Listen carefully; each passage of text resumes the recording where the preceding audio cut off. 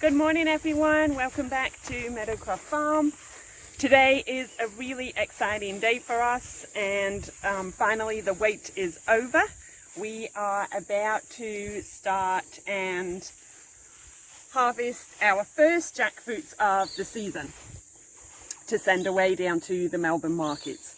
So we thought we'd bring you along so that we can show you how we decide which jackfruits we're going to pick.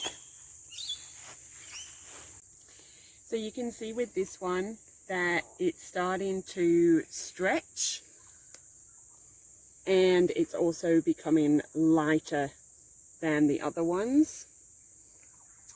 And if you look at the stalk up here, we can see that we've got brown stalk.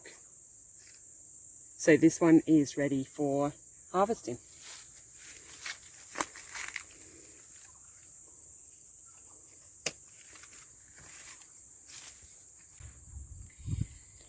So this is the one that we've just picked. You can see that it's very patchy, is how I would describe it. So you're starting to get these really light patches, which you can definitely see better in the sun than when it's in the shade. But we're starting to get these light patches. You can see here it's starting to bulge in places and the spines are stretched. So it's not spiky anymore.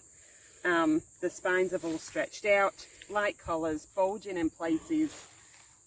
The stem has gone a lighter green and the brown is tracking. And the first leaf is starting to yellow. So once we've picked, then we'll pop the jackfruits just in the shade of the trees while we carry on picking the rest of the fruit, just so that they don't get sunburnt.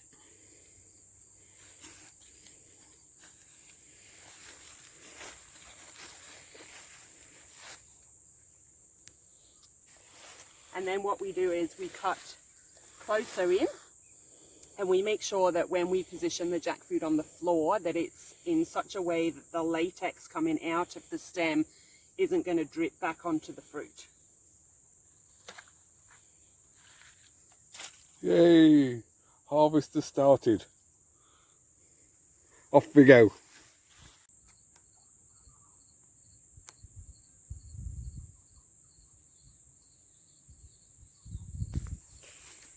So this is another one that we're going to pick today, and it's in a really good spot to show you because the sun's hitting it. So you can see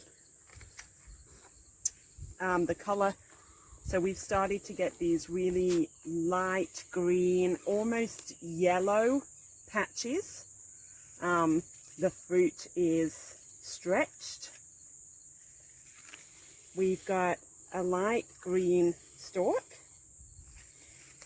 And the first leaf that's coming off is turning yellow.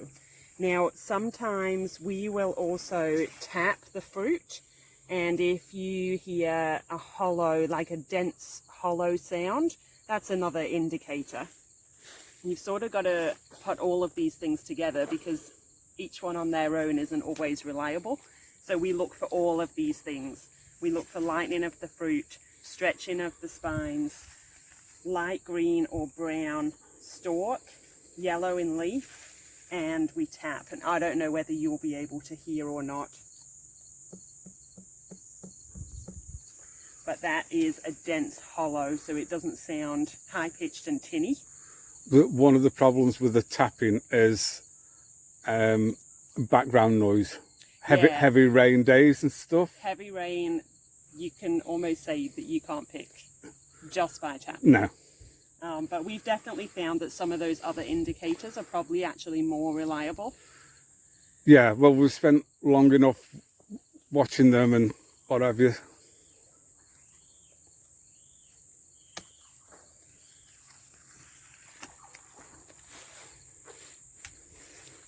G'day everyone, how are you?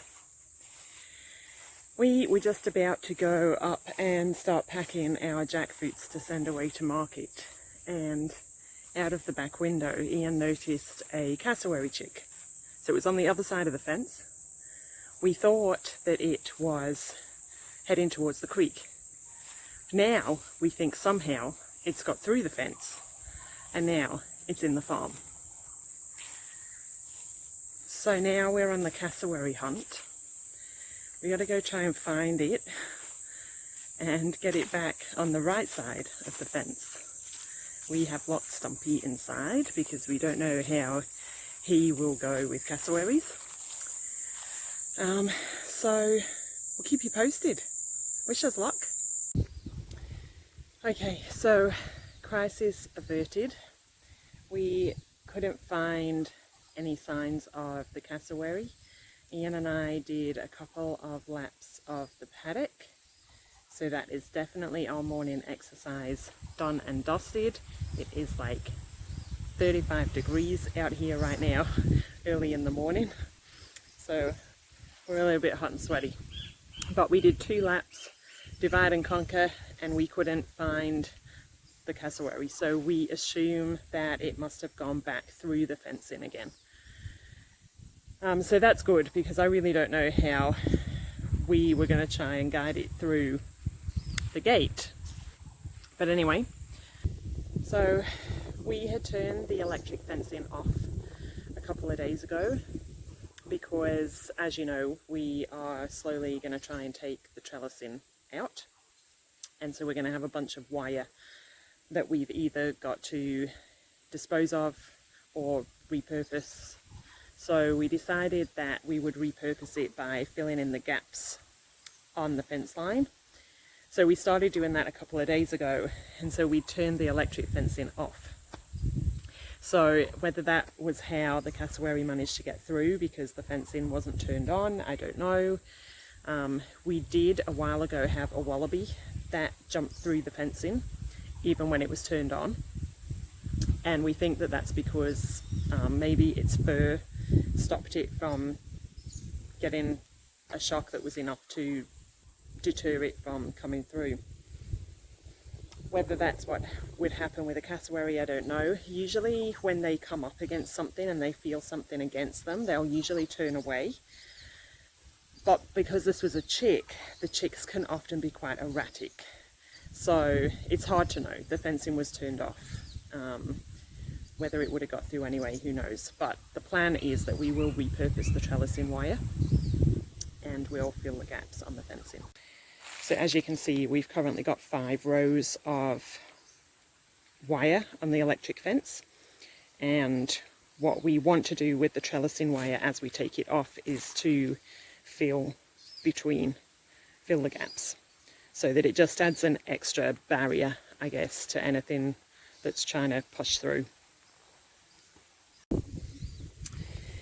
So at least we're not chasing the cassowary around the paddock, but it just goes to show what things can just happen randomly that really takes away from your plans for the day. So now we've finished running around like lunatics trying to chase cassowaries. We are going to go and pack the jackfruits to send to market. We'll keep Stumpy locked in for a little while, just in case the cassowary is still around and we just didn't manage to find it.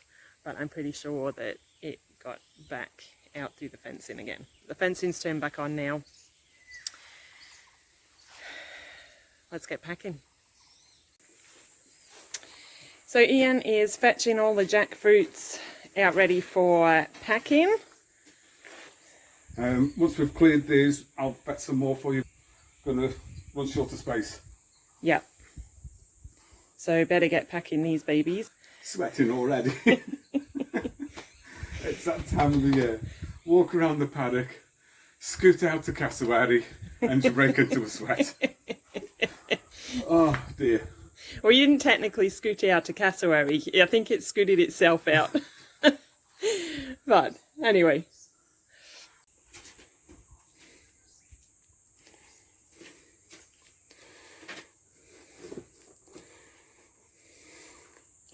First one coming in at 7.8.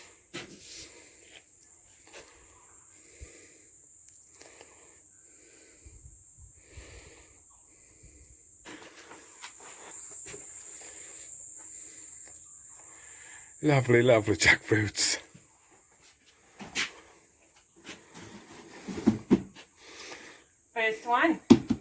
First one of the season, Angela is the jackfruit queen.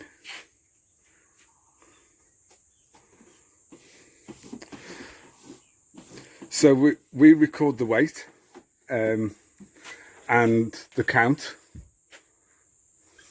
Make sure that's not a permanent marker. That's your trick. Yes, he did that.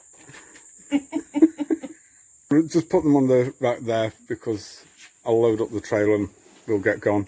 So yeah, we record the weight and the count, and then that gives us, from year to year, we know if we're consistent with the yield coming after the trees, or if it's dropping, then maybe we need to increase fertiliser and such like. Yeah.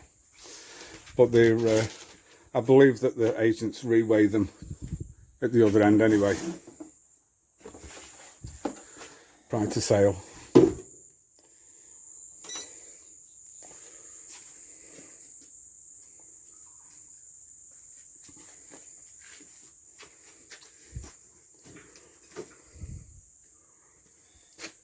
Does that bench need to be a little bit lower for you? Maybe.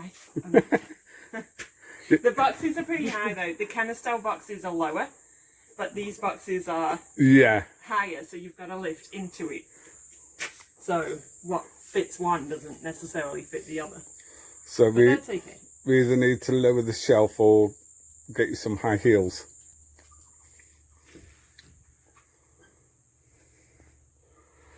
Right, cool. I will start putting these on the trailer and then we'll get going.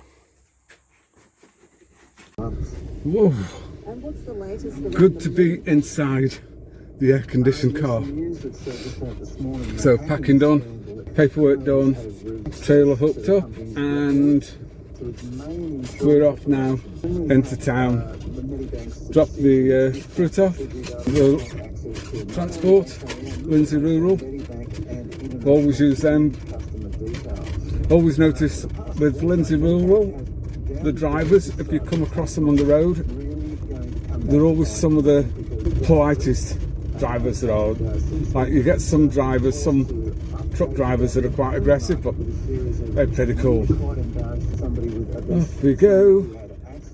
Pick up a couple of bits that I've got to do some jobs for Angela. I've always got some jobs from Angela. So maybe see you when I get back.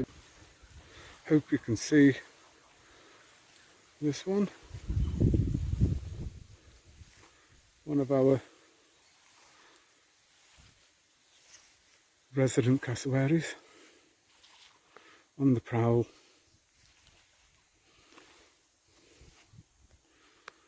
Picking berries.